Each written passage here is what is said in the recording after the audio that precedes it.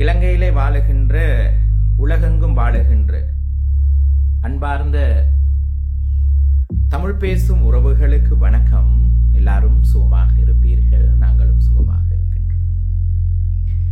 அனைவருக்கும் அஸ்ஸலாமு அலைக்கும். 2026ஆம் ஆண்டு நோன்பு ஆரம்பித்திருக்கின்றது. ரமலான் நோன்பு கடைபிடிக்கும் அன்பார்ந்த இலங்கையிலே வாழுகின்ற உலகெங்கும் வாழுகின்ற இஸ்லாமியர்களுக்கு மகா சங்கத்தின் சார்பாக வாழ்த்துக்கள். ரமலான் நோன்பு காலத்திலே சில கருத்துக்களை பகிர்ந்து கொள்ள வேண்டும் என்று நினைத்தேன். காரணம், ஒரு துறவி என்ற ரீதியில் மனிதர்கள் மத்தியில் எப்பொழுது நல்ல கருத்துக்களை பகிர்ந்து கொள்ள வேண்டும்.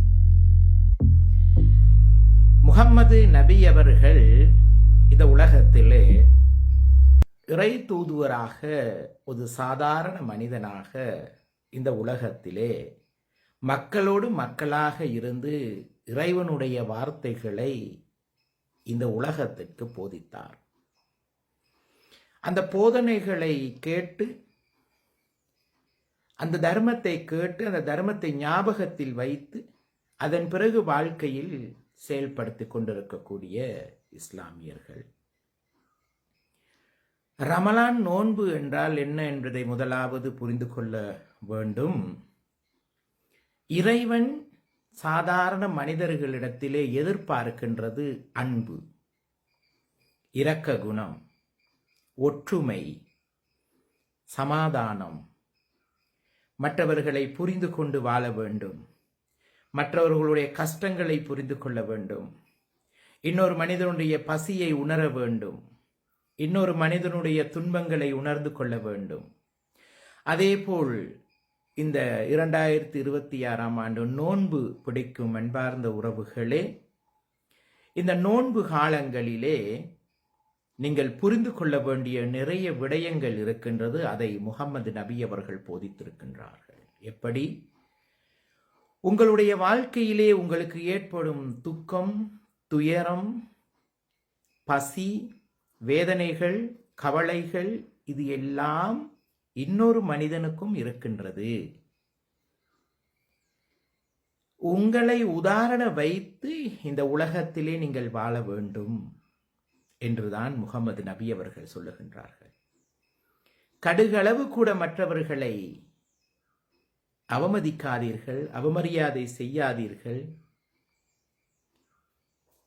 இந்த மாதிரி நிறைய நல்ல கருத்துக்களை கூறியிருக்கின்றார்கள். தர்மம் என்பது, மார்க்கம் என்பது மனிதன் புனிதனாகுவதற்கு. ரமலான் நோன்பு என்பது அந்த மனிதன் தன் தவறுகளிலிருந்து மீண்டு திருத்திக் கொண்டு மனிதன் புனிதனாகுவதற்கு கொடுக்கப்பட்ட ஒரு மாதம் ரமலான் நோன்பு மாதம். இன்று நோன்பை கடைபிடிக்கும் அன்பார்ந்த உறவுகளே, அதிஷ்டானம் செய்து கொள்ளுங்கள், பிரார்த்தனை செய்து கொள்ளுங்கள். இதை இரண்டை விட முயற்சி செய்து கொள்ளுங்கள். 2026ஆம் ஆண்டு இந்த ரமலான் நோன்பு கடைபிடிக்கும் இந்த ஆரம்ப நாளில் இருந்து 30வது நாள் நோன்பு முடியும் வரை, ஒரு மாத காலம் நோன்பு முடியும் வரை என்னை நான் மாற்றிக்கொள்ளுவேன். முதலாவதாக பொறுமையை ஒரு பிரதான அம்சமாக கடைபிடிப்பேன். பொறுமையை கையாளுவேன். அமைதியான வாழ்க்கை வாழ்வேன். உண்மையாகவே நோன்பு பிடிப்பேன்.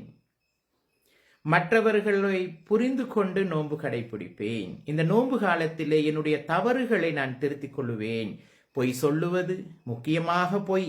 இந்த சமூகத்திலே அதிகமாக பொய் தான் முக்கியமாக இருக்கின்றது. அதிகமாக பொய் பேசுவதிலிருந்து விடுபடுவேன். களவெடுப்பதிலிருந்து விடுபடுவேன். மதுபானம் அருந்துவதிலிருந்து விடுபடுவேன். கள்ள தொடர்புகளில் இருந்து நான் விடுபடுவேன். என் மனதை தூய்மையாக வைத்துக் கொள்ளுவேன். என் மனதிலே ஒரு மாபெரும் பள்ளிவாசலை அமைத்து இறைவனை அதிலே நான் குடிவைப்பேன். எல்லாரும் மீதும் அன்பை காட்டுவேன். இரக்க குணத்தை காட்டுவேன். மதங்களை கடந்து மனிதனாக வாழுவேன். நோன்பு காலங்களிலே நிறைய நல்ல கருத்துக்களை படித்து இந்த மாதிரியான நல்ல விஷயங்களை கடைபிடிப்பதற்கு முயற்சி செய்யுங்கள். ஏழைகளுக்கு உதவி செய்யுங்கள். நோன்பு என்பதே ஏழைகளுக்கு உதவி செய்வதற்கு தான். ஓரிரு நாட்களுக்கு முன் கண்டி மாவட்டத்திலே நாவலப்பட்டியை தாண்டி தொலஸ்பா என்கிற ஊரை தாண்டி ஒரு ஊருக்கு போனேன். அந்த தோட்ட அதிகாரி, அந்த தோட்டத்துக்கு சொந்தக்காரர் ஒரு இஸ்லாமியராக இருக்கின்றார், பெரிய தனவந்தர். அந்த தோட்டத்திலே 25 குடும்பங்கள் வாழுகின்றன, கொழுந்து பறிக்கின்றார்கள். அந்த மக்கள் அந்த தோட்டத்திலே 30-40 வருடங்கள் பெரும் கஷ்டத்தை அனுபவிக்கின்றார்கள். பெரும் கஷ்டம் எல்லாம் என்ன தெரியுமா? அந்த தோட்ட அதிகாரி அவர்கள் ஒரு இஸ்லாமியர். அப்ப அந்த ஒரு இஸ்லாமியருக்கு தெரியும் மனிதநேயம் என்றால் என்ன என்று. ஆனால் அவர்களிடம் வேலை செய்பவர்கள் அவ்வளவு கம்பெனி தோட்டங்களை விட அடிமையாக இருக்கின்றார்கள். இருப்பதற்கு சரியான வீடு கிடையாது, மலசல கூடம் கிடையாது, போதுமான அளவு சம்பள பணம் கிடையாது, ஆதிக்கம் அதிகம், அடிமைத்தன்மை இப்படியெல்லாம் இருக்கின்றது. ஆகையால் இந்த நோன்பு காலங்களிலே இதிலிருந்து நாங்கள் மீண்டு வர வேண்டும். அன்பார்ந்த இஸ்லாமிய உறவுகளே, நண்பர்களே, இந்த நோன்பு காலத்திலே ஆகையால் அன்பார்ந்த என் இஸ்லாமிய உறவுகளே, இந்த நோன்பு ஆரம்பித்ததிலிருந்து நோன்பு முடியும் வரை நீங்க ஒரு புத்தகம் போட்டுக்கொள்ளலாம். காரணம், ஒரு காரியத்தை செய்து அதன் பிறகு அதை பார்த்து நினைத்து சந்தோஷப்பட வேண்டும். அதிலிருந்துதான் எமக்கு புண்ணியம் கிடைக்கின்றது. நாம் சந்தோஷப்படும் போது அதை பார்த்து இறைவன் சந்தோஷப்படுவார். இந்த நோன்பு காலங்களிலே இறைவனுடைய ஆசீர்வாதம் உங்களுக்கு எப்படி கிடைக்குமாக இருந்தால், நீங்கள் நடந்து கொள்ளும் விடயத்தை வைத்துதான் இறைவனுடைய ஆசீர்வாதம் கிடைக்கும். நான் எப்பொழுதும் சொல்லுவேன், எதை விதைத்தாயோ அதை அறுவடை செய்வாய் என்று. இந்த நோன்பு முதலாவது நாளிலிருந்து இறுதி வரை நீங்கள் என்ன விதைக்கின்றீர்கள் என்பதை நீங்கள் உணர்ந்து கொள்ள வேண்டும்.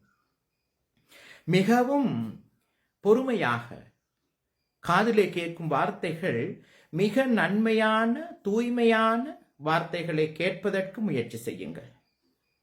கண்களிலே முடிந்தவரை இந்த நோன்பு காலங்களிலே நல்லதை பார்ப்பதற்கு முயற்சி செய்யுங்கள். தாயின் மார்பில் வாய் வைத்து முதல் பசியை போக்கிக் கொண்டோம், பால் குடித்து. அந்த வாயால் ஒருபோதும் பிறர் மனம் நோகும்படி ஒருபோதும் பேசாதீர்கள். அப்பொழுது காதில் கேட்பது நன்மை, காதால் கேட்கும் வார்த்தைகள் அழகானது, வாயால் பேசும் வார்த்தைகள் பிரயோஜனமானது, கண்ணால் பார்க்கும் பார்வை முக்கியமானது. நல்ல விடயத்தை செய்ய முடியும். இதிலிருந்துதான் எண்ணங்கள் எப்படியோ அப்படிதான் வாழ்க்கை. எண்ணங்கள் எப்படியோ முதலாவது நோன்புலே இறுதி வரை அந்த எண்ணங்கள் ஊடாக தான் உங்களுக்கு பாவம் புண்ணியம் 2 கிடைக்கும், இறைவனுடைய ஆசீர்வாதம் கிடைக்கும். ஆகையால் இலங்கையிலே வாழுகின்ற, உலகெங்கும் வாழுகின்ற என் அன்பார்ந்த இஸ்லாமிய உறவுகளே, உங்களுக்கு இந்த நோன்பு காலம் சிறப்பாக அமைய வேண்டும். எந்த ஒரு நோயும் வரக்கூடாது. உங்களுடைய எண்ணங்கள் எப்படியோ அப்படி இந்த நோன்பு காலம் முடிய வேண்டும். அன்பை விதையுங்கள், இரக்க குணத்தை விதையுங்கள். மதம் பார்த்து உதவி செய்யாமல் மதம் கடந்து உதவிகளை செய்யுங்கள். இஸ்லாமியர்களுக்கு மாபெரும் புண்ணியம் செய்து கொள்ளக்கூடிய காலம் இந்த நோன்பு காலம் என்பதை மறந்து விடாதீர்கள். தானம் அதிகமாக கொடுத்து இறைவனை சந்தோஷப்படுத்தக்கூடிய மாதம் இந்த நோன்பு மாதம் என்பதை மறந்து விடாதீர்கள். குடும்பங்களிலே அமைதியை ஏற்படுத்துங்கள். குடும்பங்களிலே குழந்தைகளோடு சந்தோஷமாக இருப்பதற்கு முயற்சி செய்யுங்கள். இந்த நோன்பு காலங்களிலே நோன்பு விரதங்கள் விடும்போது தன் தாய்க்கு ஒரு பொடி சோறு ஊட்ட மறந்து விடாதீர்கள். தன் தகப்பனுக்கு சோறு ஊட்ட மறந்து விடாதீர்கள். அவர்களை அணைத்து வைத்துக் கொள்ளுங்கள். சொர்க்கம் எங்கே இருக்கின்றது?